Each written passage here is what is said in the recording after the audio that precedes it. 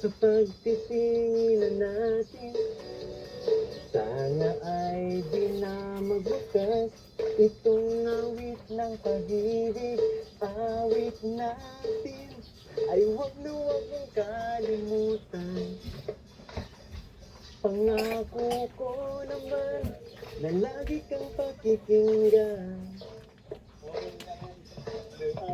magpakailanman.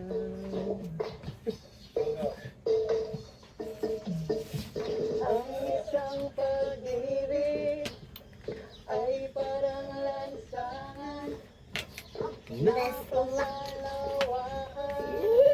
Kaya sa ating awit tayo ay magsigayahan. Awitin mo ang isa sa'yo ko. Awitin mo ang isa sa'yo ko.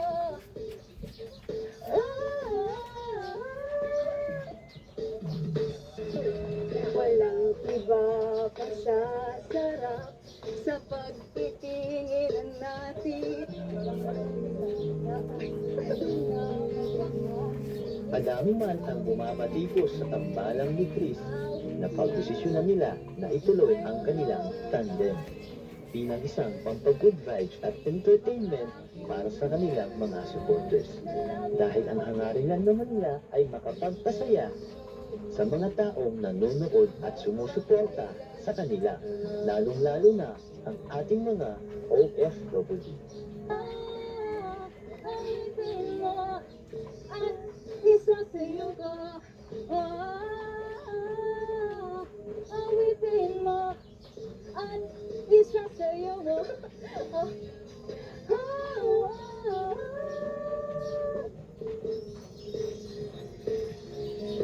Oh, there's a light in the strength that you show. Stronger each year. Now you're gone. I was just still